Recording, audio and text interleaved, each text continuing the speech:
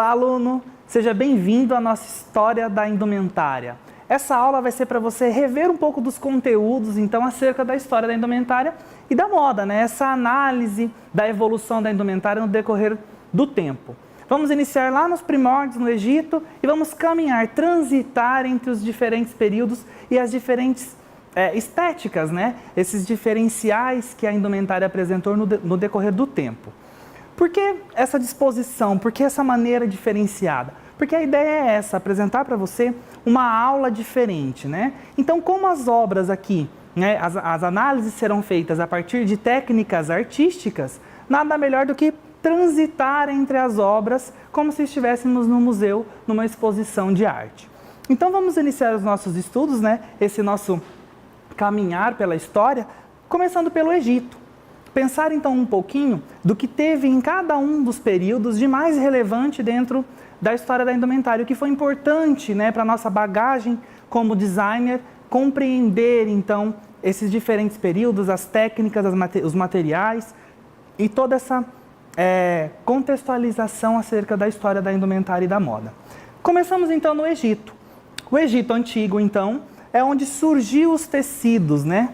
O termo tecido, né, essa questão da junção das tramas, né, de fio de urdume e fio de trama, construindo então um tecido, nós temos lá na civilização egípcia, com o linho, né, utilizando primeiramente fibras vegetais, fibras naturais, e aí então, depois tecendo a fibra de linho, e aí conseguíamos então essa questão da indumentária egípcia, com a leveza, com a fluidez, e a transparência que o linho rústico, como era feito naquele período, nos apresentava. É bom entendermos também algumas curiosidades acerca dos diferentes períodos, né? No Egito foram utilizados os primeiros acessórios. Nós temos então destaque para o uso do ouro, né?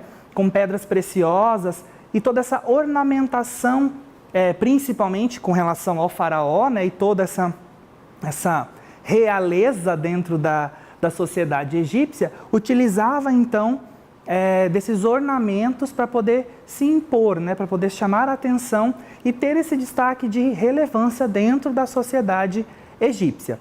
Então, quais as características mais importantes para pensarmos dentro do Egito?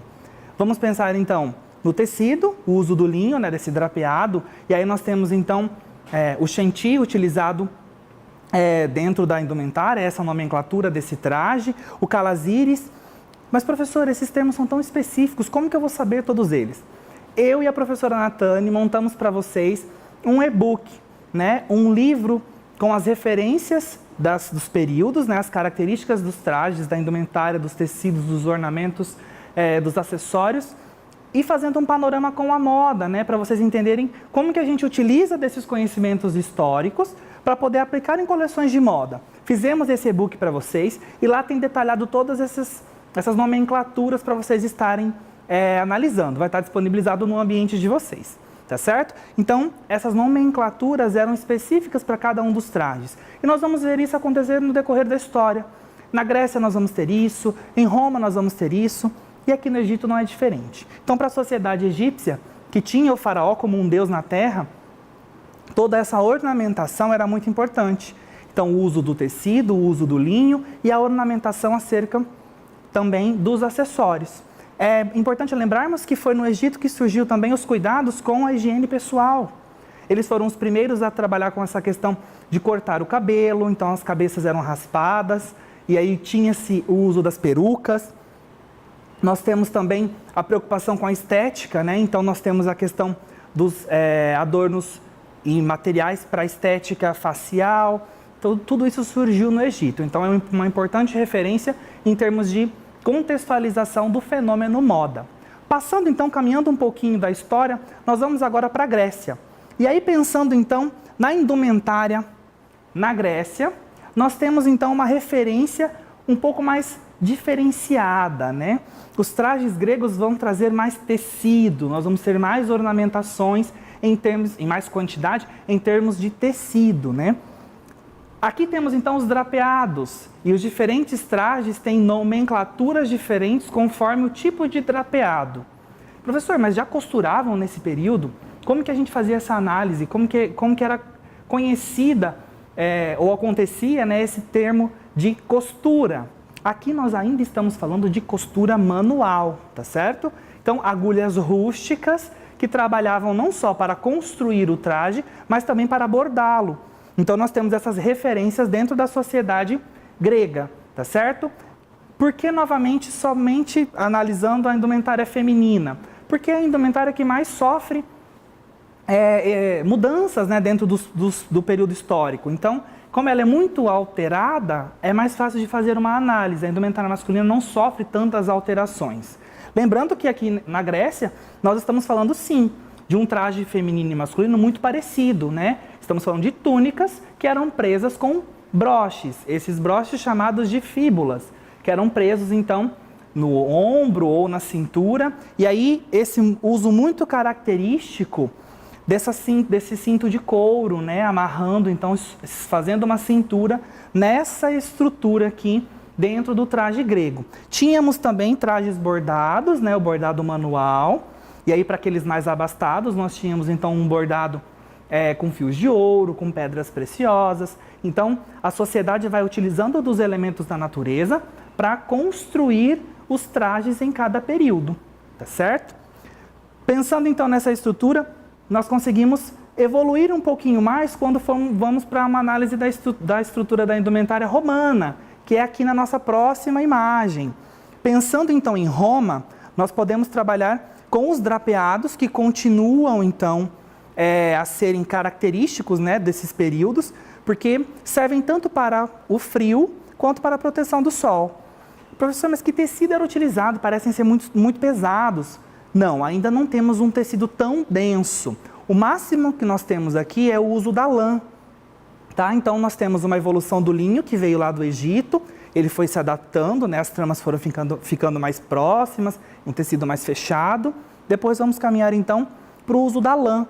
E só no final aqui do período romano é que nós vamos ter, então, a introdução da seda, também como matéria-prima para a utilização na confecção dos trajes.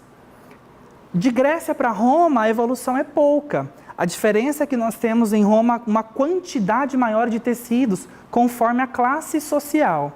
Então, a ordem social, né, o local ali, tanto o ambiente onde a pessoa estava inserida, quanto a classe que ela pertencia, ditava o tipo de traje que ela poderia utilizar. E aí, quanto mais tecidos nós tínhamos num traje, né, numa toga ou numa estola, no caso das mulheres, significava então que ela tinha um status social mais elevado. E aí, inclusive também com relação às cores, quanto mais forte a pigmentação dos trajes, mais rica essa pessoa era dentro da sociedade romana. Então a indumentária representa sim muito do simbolismo dentro de uma cultura. E é importante conhecermos todo esse panorama, né, acerca dessas atribuições, para que tenhamos então um contexto histórico de valorização da proposta da indumentária, né? E um conhecimento acerca também das referências de cada período. Aqui em Roma continuamos então com o uso do couro, tanto para acabamentos, né, em termos de acessórios, quando falamos de cintos, para estruturar esse traje, como também calçados. Então, desde a Grécia até agora para Roma, nós temos essa utilização do couro também pensando nos calçados. Vamos para o próximo? Continuando então nossos estudos, né, pensando nessa evolução da indumentária, nessa representação da indumentária no decorrer dos períodos, dos diferentes períodos, nós vamos agora para o período gótico, né, um salto um pouco grande aí dentro da história, né, saímos lá de Roma e viemos para o gótico. Por quê? Porque são referências mais direcionadas para vocês entenderem então essa mudança em termos de silhueta e indumentária, né? Então aqui no período gótico nós temos um peso visual. E essa ideia de trazer as técnicas artísticas, antes que alguém questione ou pergunte, foi utilizada aquarela e lápis de cor, tá? Na maioria das representações aqui, das técnicas utilizadas. Vocês vão aprender um pouco disso nas disciplinas no decorrer do curso. Então, aqui no período gótico, nós estamos falando de uma estrutura mais densa, de um peso visual quando falamos de análise da indumentária. Então, utiliza-se muitos tecidos e tecidos pesados, né? A lã passa a ser um dos principais tecidos utilizados aqui. Estamos falando de Europa, então estamos falando de invernos rígidos, então o tecido precisa ser um pouco mais denso. Algumas curiosidades acerca do período gótico é que foram também utilizados os primeiros botões, como conhecemos hoje, né? o botão e uma casinha para poder encaixar aqui conforme minha camisa ou meu blazer, né? Então nós temos o uso dos botões. Pensar também que foi aqui que surgiu os primeiros profissionais, os primeiros alfaiates dentro da história da indumentária. Nós tínhamos os artesãos, né, que confeccionavam sim as roupas, os tecidos, e aqui passa a existir o profissional, né? Passa a existir o alfaiate de maneira profissional. E um aspecto bem curioso é acerca dos sapatos. Se vocês observarem aqui na nossa imagem, nós temos aqueles sapatos pontiagudos, né? Tem uma lei que consta no e-book de vocês, é uma lei que especifica o tamanho do bico do sapato para cada classe social dentro do período gótico.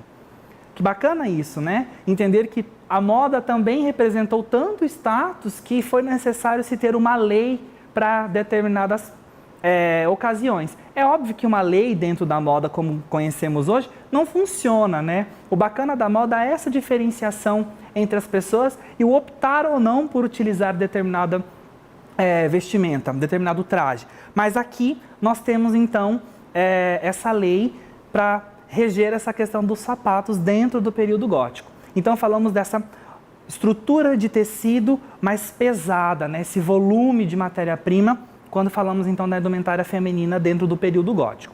Caminhando mais um pouquinho na história da indumentária, nós vamos então perceber que no rococó, né, caminhei mais um salto grande aí, né, passamos por diversos movimentos, diversos períodos dentro da história, mas aí nós vamos para o rococó, porque também foi outro marco dentro da história. Nós podemos perceber a extravagância, né, a opulência de toda a corte francesa, na imagem, né, de Maria Antonieta, e aqui uma referência um pouco mais carregada, né? Como são ilustrações, nós estamos então trabalhando com uma referência bem mais característica, né?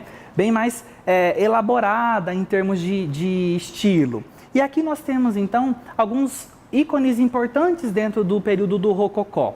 Devemos considerar alguns fatos relevantes. Por que o uso de muitas camadas de tecido? O banho não era algo comum na França desse período. Então utilizava-se muito dos perfumes e das camadas de tecido para se esconder o mau cheiro das pessoas. Tá? Associava-se que a peste negra, né, ela era vinculada ao uso de água. Então as pessoas não tomavam banho com medo da peste. Então você tinha essa referência. Então aqui surgiram os famosos perfumes franceses, com a fragrância bem carregada, porque era necessário então esconder esse mau cheiro, digamos assim, né? E aí Luís XV então tinha uma regra dentro dos seus membros da corte, que cada dia um deles tinha que mudar o perfume. Então todos mudavam os perfumes diariamente. Não podia se repetir o mesmo perfume. Então era uma das regras, por exemplo. Temos o uso das perucas, né? Lembrando que as perucas eram estruturadas para ficarem altas, né, como vemos nos filmes e nas análises do período, com farinha de trigo, por exemplo. Né? Eram feitas com pelo de cabra, crina de cavalo, cabelo humano também, para se construir essa estrutura alta, né? Essa estrutura grande, para chamar a atenção. Então, uma curiosidade, né, para quem não conhece, é que, considerando essa matéria-prima, considerando esse uso da farinha para construir essa estrutura, era um ninho de piolhos e de pulgas, né, essas perucas grandes. Por isso, em alguns filmes, nós temos a referência das mulheres usando uma varinha. Aquela varinha nas mãos das mulheres é para se coçar. Então, temos essas referências também quando fazemos uma análise da indumentária. O uso das cores, ela vai para uma cartela de tons mais pastéis, né? Nós estamos falando de um período que a moda é mais carregada de ornamentos, mas ao mesmo tempo ela vem com uma delicadeza sóbria em termos de cores. Então, o uso dos tons mais claros, né, para os cinzas, para os rosáceos. Então, a moda ganha essa característica quando a gente fala de rococó. Caminhando mais um pouquinho, depois do rococó, nós vamos então para uma análise da Belle Époque, né? Passamos então aí século XV, XVI, XVII, século XVIII. Quando chegamos então no início, final do século XVIII, início do século XIX, passamos também por isso e aí pensamos na estrutura, né? uma mulher mais encorpada, o uso dos decotes, quando falamos no rococó, valorização desses decotes. E aqui nós vamos então caminhando para uma desconstrução um pouco dessa silhueta, né? Pensando então na Belle Époque, começamos com a imagem em lilás para vocês, que ainda se tem um volume de saia, ainda se tem o uso das anquinhas, uma roupa um pouco mais estruturada, com grande quantidade de tecidos, mas conforme nós vamos passando pelos períodos, né, pensando na Revolução Francesa, no uso das máquinas, nessa questão da moda que começa a ser produzida em escala, aí nós começamos a mudar um pouquinho essa visão da silhueta. E aí ela começa a ser desestruturada, acaba-se então com o espartilho, e aí a estrutura da vestimenta feminina ganha novos ares, e nós começamos então a ter uma outra forma de ver a silhueta feminina. Esses babados característicos do período da Belle Époque são necessários para se ostentar então um pouco do poder que se tem, né? Cria-se os espaços de passeios públicos, por exemplo, tendo Paris como referência, e aí então a mulher, para caminhar durante o dia, aquela clássica imagem que nós temos, né, de um vestido longo com anquinhas, uma sombrinha caminhando. Então, essa é a imagem da Belle Époque, quando a gente pensa no início desse período. E aí, posterior a isso, nós vamos tendo essa mudança em termos de estrutura na indumentária. Vamos continuar, então, analisando esses diferentes períodos. Continuando o nosso passeio, então, dentro da história da indumentária, chegamos agora às décadas e vamos ver uma a uma as características de cada uma delas. Passando, então, agora na década de 20, vimos o final da Belle Époque, né, com toda a sua referência, e agora chegamos aos anos 20, onde a silhueta feminina é completamente desestruturada, então ela é desconstruída. Nós temos agora uma silhueta tubular, tecidos mais fluidos, né? Uma leveza nesse movimento das matérias-primas, e aí a mulher passa então a mostrar as pernas, né? Se nós tínhamos então na Belle Époque, no início do século, uma saia longa que cobria todo o corpo, agora aqui nós temos uma silhueta diferenciada, uma saia mais curta, né? Mostrando as pernas. E aí, para cada década, nós vamos ter como destaque uma parte do corpo feminino. Aqui nos anos 20, então, temos a valorização das pernas, né? Surgem as melindrosas, então nós temos esse movimento, né, dos cabarés, o cabelo fica curto dessa mulher.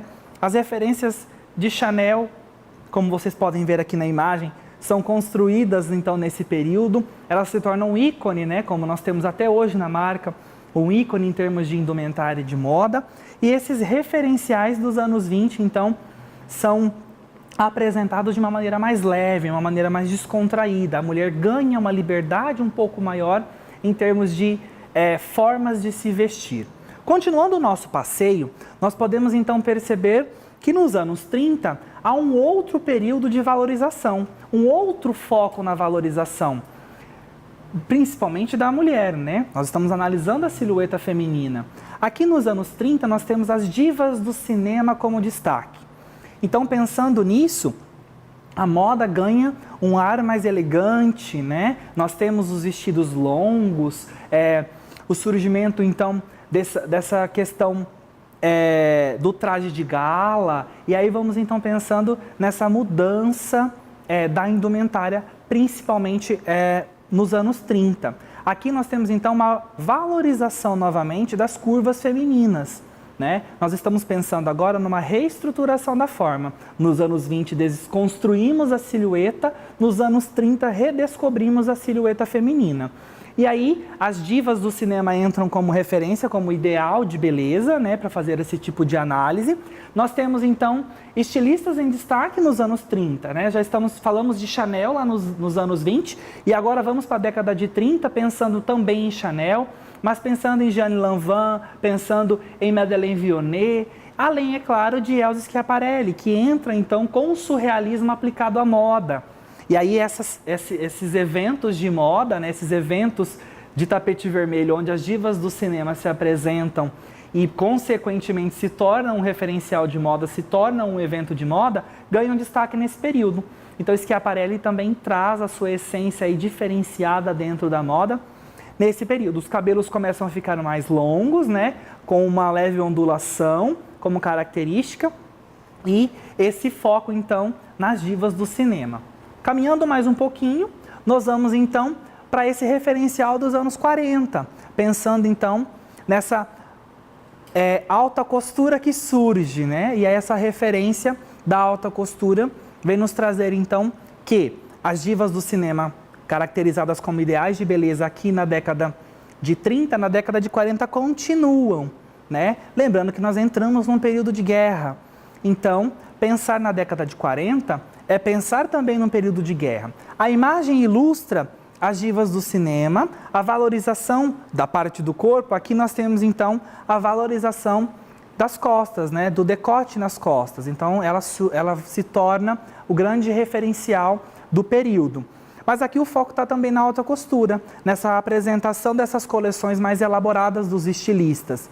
Lembrando que nós temos um outro lado, né, dessa história, temos o período militar, então temos também as mulheres dos generais utilizam sim desses elementos e desses trajes da alta costura, mas a moda no geral vai para áreas mais sóbrios, né, e mais carregados em termos de imagem de moda, porque estamos falando de um período de escassez de matéria-prima, de um período de conflitos, né? Então se perde um pouco na década de 40 essa essência, né, da beleza feminina. E aí nós vamos ter um marco mais para frente para poder voltar com essa feminilidade aí em termos de análise de indumentária. Aqui nós temos então alguns referenciais da alta costura, pensando que no final da década de 40, né, em 47 nós vamos ter o New Look, então vamos analisá-lo na década de 50, porque foi onde ele mais influenciou. Mas é aqui nesse período que nós conseguimos pensar no período de guerra, analisar o final da guerra e o pós-guerra como um marco e aí uma evolução em termos de indumentária, que nós vamos ver na próxima análise. Chegamos então nos anos 50, década de 50. Então estamos falando de uma evolução da indumentária, pensando então nas diferentes décadas e representações em cada uma das décadas. E na década de 50, pensando aqui nos anos 50, nós viemos então de 1947 com a apresentação do New Look de Christian Dior. E aqui nós temos então uma imagem que representa essa questão do New Look, o que ele foi, né, de representação dentro da história da indumentária, porque ele trouxe tudo que não se esperava de um pós-guerra em termos de indumentária, né? Nós temos a valorização da cintura nessa década, então a mulher ganha uma cintura marcada, uma saia volumosa, e aí tem-se esse retorno da imagem feminina da mulher, né? Essa década também é caracterizada como o ápice da alta costura.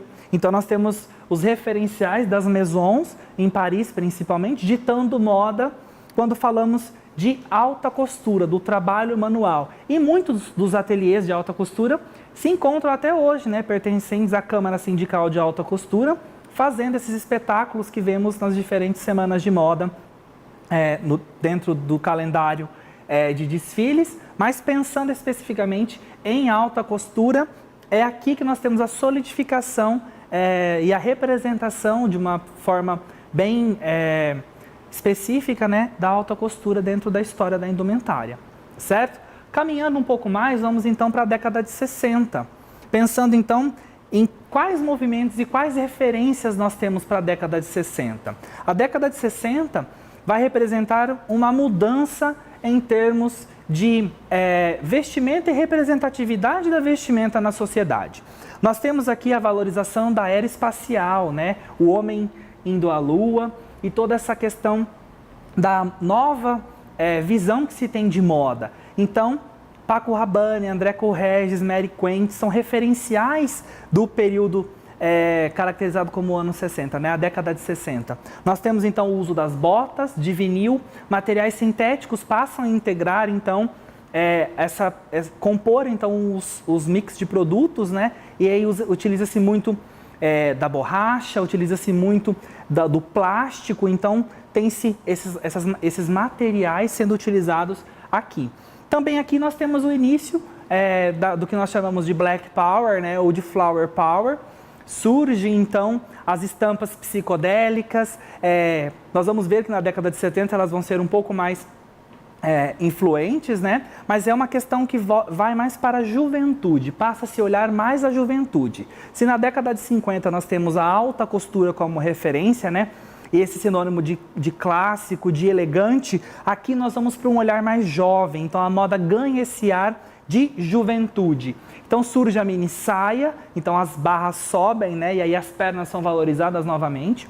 Então a mini saia surge aqui na década de 60, né? Com Mary Quant ou Paco Rabanne, os dois aí discutindo com relação à mini saia, mas a Mary Quant traz uma citação bem bacana que está no e-book de vocês, dizendo que foram as ruas, né? Foi a moda das ruas que pediu a mini saia. Então ninguém criou a mini saia, as ruas foram que trouxeram a mini saia para toda a massa dentro da década de 60.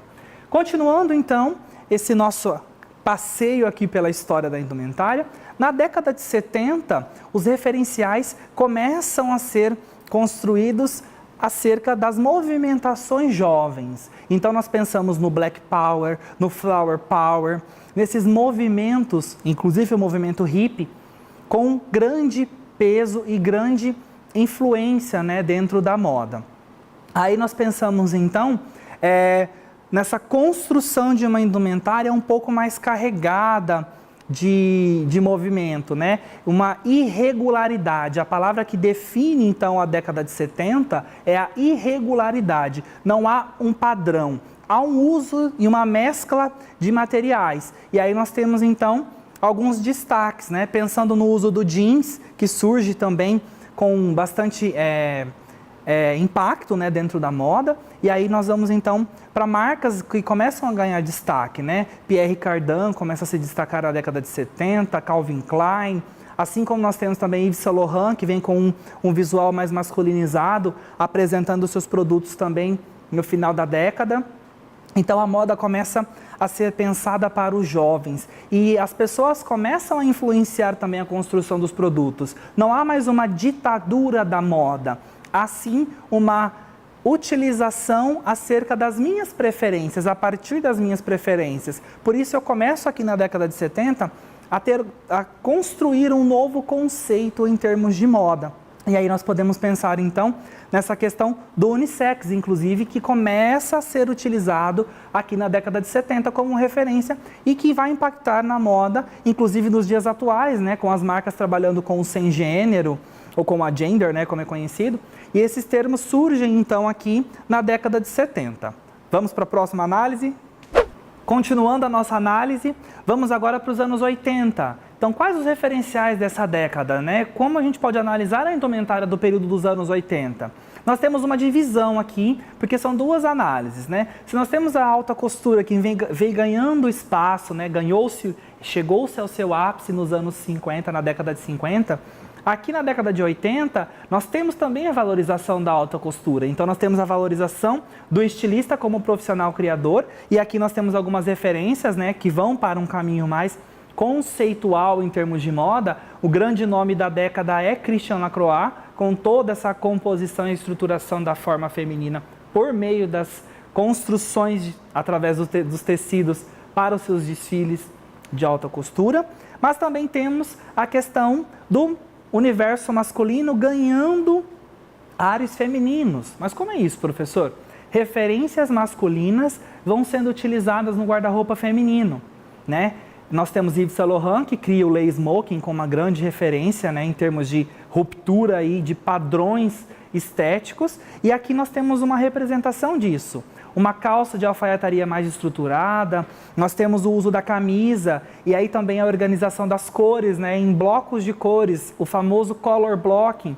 Então nós temos nos anos 80, na década de 80, nós temos essa explosão de cores. Então há muitos referenciais que nos são utilizados dentro da década de 80. Pensando também nessa questão do mercado de trabalho, a mulher vai para o mercado de trabalho, então a imagem de moda feminina precisa impor um pouco mais de respeito. E aí vem-se então essa utilização de elementos masculinos no guarda-roupa feminino. E aí a utilização do blazer, né, da calça de alfaiataria, com uma frequência maior quando a gente fala da década de 80. Mas os grandes representantes da década são as cores, em termos de color blocking, né, e essa explosão de cores e esses referenciais também da alta costura. Caminhando um pouquinho mais, e agora sem identificação, porque chegamos então num período que nós quisemos acrescentar para vocês dentro dessa análise, na década de 90, nós temos então alguns referenciais bem específicos, né? Surgem as chamadas supermodelos, então o desfile de moda passa a ser algo muito importante dentro de uma marca. É como se utiliza do espaço para poder então apresentar os seus produtos, né? Então esse espaço organizado e produzido, esse desfile de moda, esse evento de moda, passa a ser um marco e passa a ser muito importante dentro da história da indumentária. Também passamos a compreender um pouco mais sobre esses referenciais onde o público escolhe o tipo de vestimenta que quer utilizar. E aí nós caminhamos para uma moda um pouco mais minimalista, né? Temos marcas sim que trabalham com seus conceitos e seus ideais construídos no decorrer da história, mas também surgem outros estilistas preocupados um pouco mais com o minimalismo. Referências essas construídas lá na década de 70, com a divisão e organização das tribos, né? Começa a criar então núcleos específicos de pessoas que se identificam com um determinado estilo. E se identificar com um determinado estilo muitas vezes impactava na questão do unissex. E aí nós temos um pouco dessa contextualização aqui na década de 90, pensando também nessa questão das misturas de referências. Eu tenho algo minimalista, mas também tem um xadrez que vai me remeter a uma determinada tribo, né? Nós temos então o destaque para os grunges aí, essa tribo que vem com essa referencial do uso do xadrez, que voltou na moda, né? Então nós percebemos essas oscilações em termos de referenciais que as marcas buscam no passado, referências para serem repaginadas e utilizadas nas décadas atuais, nas coleções atuais. Caminhando mais um pouquinho, nós vamos então para os anos 2000, pensando então no que nós estamos vivenciando agora de experiências com moda. É difícil fazer uma análise quando estamos inseridos nesse meio, né? Mas nós continuamos com esse pensamento. Nós tínhamos algumas referências minimalistas e agora começamos a pensar em outros referenciais. Por volta da década de 80 para 90, nós temos aí a inserção também de designers de outras áreas, né? De outras regiões do mundo. Então nós temos os holandeses que ganham destaque, os japoneses também passam a transitar ali entre a alta costura e entre as grandes marcas, as grandes referências. E nos anos 2000, então, nós temos eles como destaques, né? Criando suas identidades, impondo seus referenciais estilísticos. Também vamos para uma moda um pouco mais divertida, marcas que trabalham com esse conceito de desconstrução ou temáticas mais caricatas, né? Temos a Moschino com grande referência nesse mundo, nesse universo mais da brincadeira, do lúdico. Temos a Dolce & Gabbana, que sempre pega temáticas e trabalha bem a fundo com uma profusão de elementos, né? Uma marca um pouco mais maximalista. Temos esses referenciais e temos que pensar um pouco na moda futurista. Para onde vamos caminhar, né? Qual o futuro da moda? As tecnologias aplicadas. Começamos a ter, na década de 90, né? Transitando então para a década, para os anos 2000, final da década de 90, nós temos algumas referências. As supermodelos e os eventos de moda também ganham então outros status, né? O evento de moda em si passa a ser visto como outro referencial. Então a Chanel com os seus desfiles de orçamentos estratosféricos, a criação então de ambientes onde o público é inserido numa atmosfera, um processo criativo muito valorizado. Então vamos caminhar para onde? Tudo isso atrelado com muita tecnologia, a impressão 3D, nós temos o uso de materiais diferenciados, tecidos inteligentes, a utilização da robótica aplicada à moda, né? Quem não se lembra do desfile de Alexander McQueen no final dos anos 90, com toda a questão da estamparia ao vivo, né? Onde as máquinas pintavam o vestido na passarela. Então esse dinamismo, ele vem sendo refletido agora no final da década de 90, né? E no início dos anos 2000. Caminhamos também para uma moda mais tecnológica, né? Desfiles virtuais, esses conceitos mais trabalhados sem muita, sem considerar muito o evento em si, mas pensando em uma questão mais sustentável, então preocupações socioambientais, tudo isso é o futuro se estruturando aí, é para onde a moda vai caminhar. Bom, essa organização aqui foi para você compreender um pouquinho mais sobre esse universo da moda nesse panorama do Egito até os anos 2000. Aí nós vamos para um panorama mais, uma linha do tempo mais direta, né? Falando então um pouquinho do Rococó até a década de 70, para você entender essa mudança da silhueta. Vamos lá.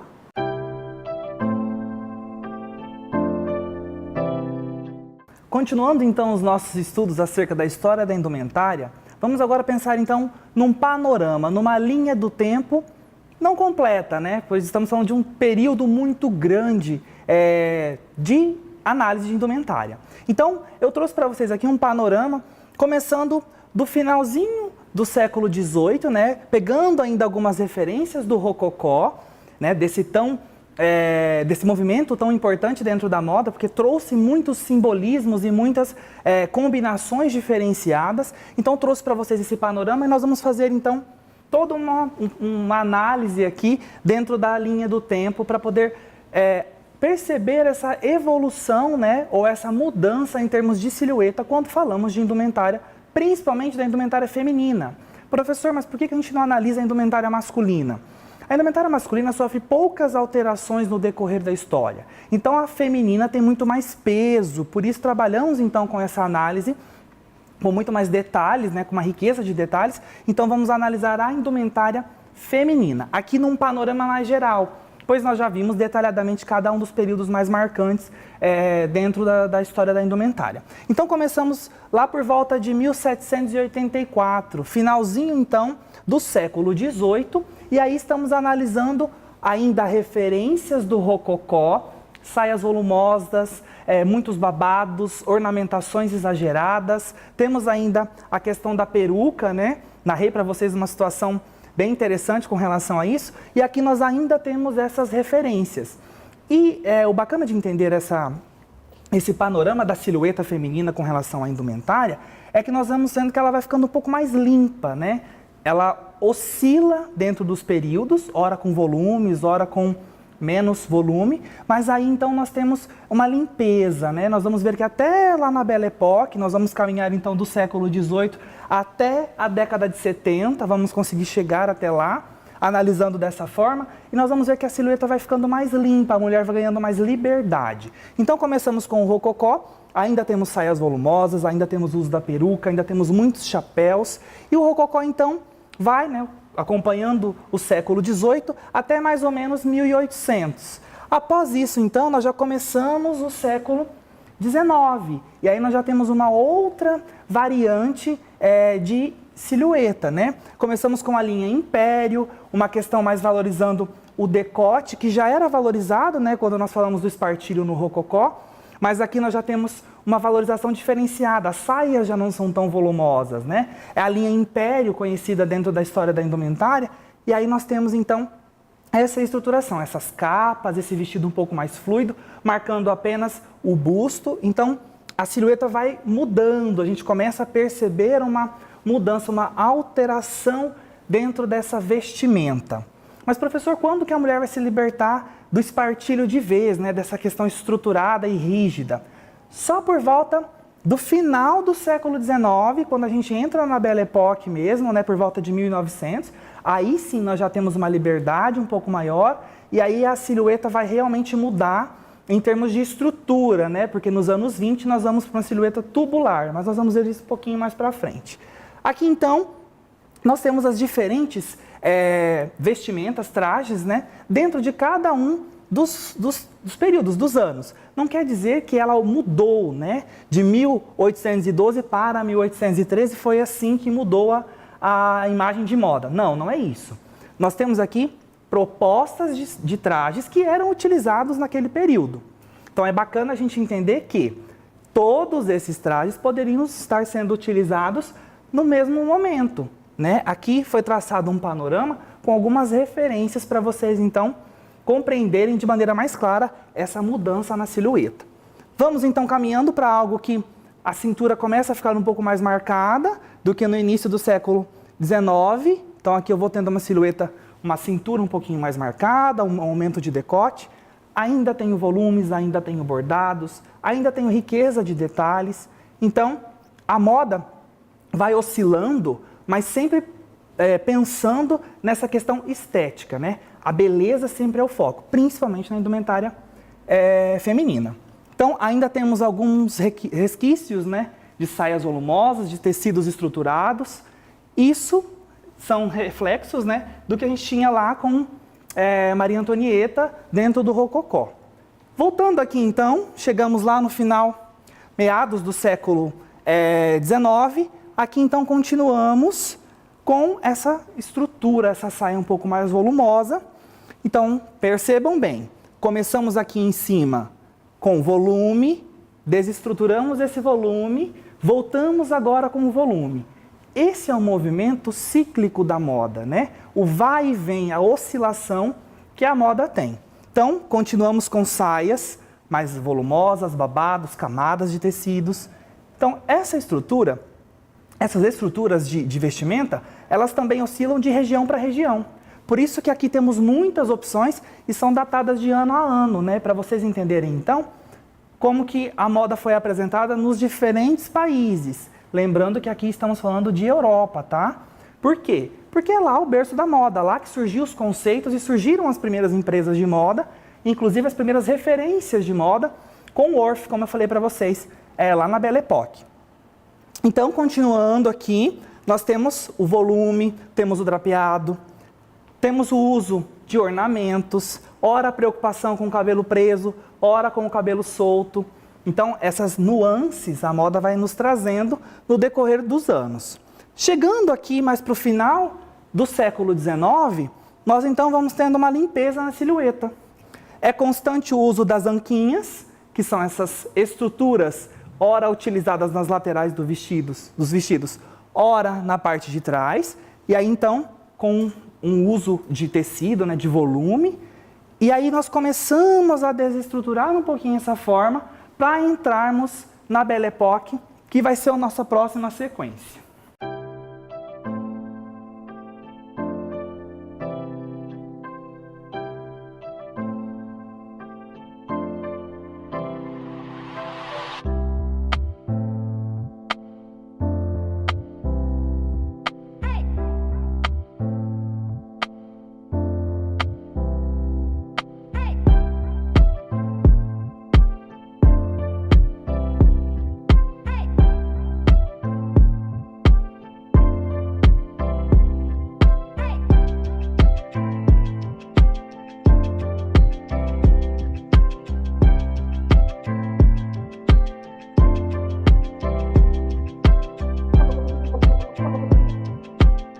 Continuando, então, os nossos estudos, a nossa linha do tempo da indumentária, chegamos, então, na Belle Époque, né? Final do século XIX e início do século XX.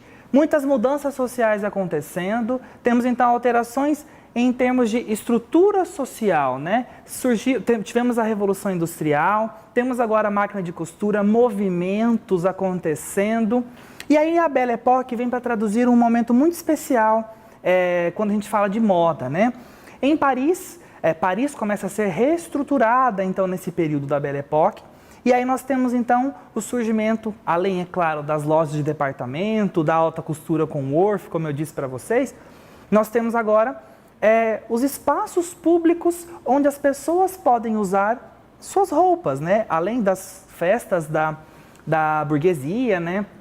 Da corte anteriormente, agora então nós temos os chamados passeios públicos com a reestruturação urbana de Paris. E aí nós passamos então a ter um local onde as mulheres, principalmente, podem utilizar esses trajes, né? E aí a silhueta começa então a ganhar uma nova cara, começa a se perder então essa questão do espartilho que nós tínhamos lá atrás, e aí começamos a desestruturar as formas, né? Então pegamos aqui o início do século XX, né, com a Belle Époque, mais ou menos ali por volta de 1910, com essa característica da saia um pouco mais em formato de sino, ainda temos babados, ainda temos camadas de tecidos, porque agora o acesso a esse tipo de material está muito mais prático, né? As lojas de departamento surgem, então a gente consegue ter acesso a esse tipo de matéria-prima, diferentes tipos de matéria-prima. Os estilistas começam a ganhar destaque, então o Orff cria, né, vem com essa história, né, com esses conceitos da alta costura, né, cria a sua primeira coleção de moda pronta, então a pessoa entra no ateliê e já compra um produto, não é mais uma encomenda fazer um traje. Então nós temos essa oscilação, essa mudança, quando falamos de análise a partir da Belle Époque, a partir do início do século XIX. E aí vamos então caminhando com uma evolução, com uma mudança dentro da indumentária, né? Chegando nos anos 20, aí nós temos então uma ruptura mesmo, a silhueta começa a ser desestruturada. Se lá no início do século XIX nós tínhamos uma estrutura, uma silhueta marcada, né? Nós tínhamos então espartilho, estrutura. Agora, quando a gente fala de século XX, a gente começa então a repensar essa estrutura. E aí a silhueta feminina ganha novos ares. Passa a ser então uma silhueta mais tubular, né? Pensando então mais num retângulo. E aí surgem os conceitos então que nós trabalhamos na década de 20. As melindrosas, o movimento, as saias já não são tão mais longas, né? Elas sobem um pouco mais. E aí vamos trabalhando com essa análise. Na década de 30, pensando então nessa mudança em termos de silhueta, nós já temos uma outra referência, né? O cinema passa a ganhar importância, então as divas do cinema e toda essa atmosfera de beleza idealizada começa a ganhar espaço. E aí nós então temos um outro viés aí em termos de indumentária, né? Passando aqui para a linha de baixo, nós já vamos analisando então a década de 30, final, né, da década de 30, início da década de 40. E aí falamos em um outro grande ponto importante em termos de história, né? Pensando então na questão das guerras. E aí a silhueta passa a ser um pouco mais estruturada, um pouco mais pesada, com a influência do militarismo, né? A mulher tem a necessidade então de começar a trabalhar, e aí todas aquelas linhas fluidas e orgânicas então começam a sair de cena, porque o cenário, perdão, o cenário aqui é outro. Então, a moda acompanha os fenômenos sociais. Nós estamos falando de uma alteração de sociedade. Quando falamos da sociedade, falamos da moda como reflexo social, tá? Então, acontece essa oscilação aí e esses reflexos da sociedade dentro da indumentária, tá certo? Continuando, nós temos então a década de 40 para 50. E aí temos um marco, né? Quando falamos do New Look, falamos de Christian Dior, com toda a elegância feminina. Ele retoma isso, né, no pós-guerra e traz uma nova beleza, né, um novo padrão estético em termos de indumentária. Porque se nós tínhamos então no período de guerras perdido essa questão da feminilidade, quando voltamos com a alta costura, né, na década de 40 e 47, a coleção Corolla é lançada, que foi intitulada de New Look, e aí nós temos então a cintura marcada, uma saia mais volumosa, e aí isso perdura, inclusive até o final da década de 60, né? Que daí nós somos uma referência um pouco mais americana, né? Esse estilo mais americano de ser. E aí a cintura marcada com a saia volumosa ganha inclusive estampas e uma nova versão com essa inserção dos estilistas e da análise americana com relação à indumentária. E aí, finalizando aqui essa nossa linha do tempo, chegamos então na década de 70, que aí vamos ter alguns outros marcos, né? Algumas outras referências em termos de moda. A silhueta fica então ainda um pouco mais desestruturada, né? Não temos mais aquela rigidez dos espartilhos ou aquela cintura tão marcada, tão em evidência. Aqui nós já temos as opções, né? Você consegue encontrar modelos tanto com cintura marcada, quanto mais desestruturados, porque já é uma outra referência, né? Já temos a saia mais curta, então se tivemos lá no começo, na década de 20, essa referência da saia dessa saia que subiu um pouquinho, né, mostrou a canela. Na década de 30 nós temos as costas como referência, né, o decote nas costas é mais valorizado. Agora aqui nós já temos a questão da minissaia. Mary Quant, né, com o Regis, os dois aí brigam então por essa questão de quem criou a minissaia, mas a minissaia veio das ruas, né, a minissaia foi escolhida pelas pessoas, pelas mulheres, que optaram então por uma saia um pouco mais curta. E aqui nós temos essa referência então na década de 60, década de 70. Esse foi um panorama bem geral para vocês entenderem como que oscilou a silhueta feminina desde o final do século XVIII até o século XX.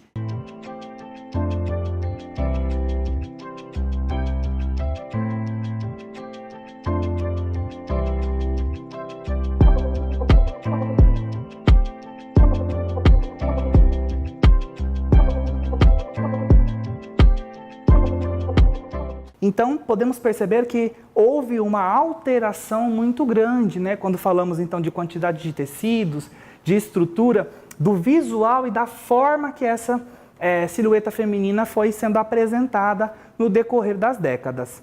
Esse foi o nosso conteúdo. Espero que vocês tenham gostado, porque todo esse panorama vai nos embasar nas criações. É importante que compreendamos, então, as referências estéticas e estilísticas dentro da história, para poder, então, repensar, né, de maneira criativa, o design de nossas peças atuais em nossas coleções. Tá certo? Até uma próxima!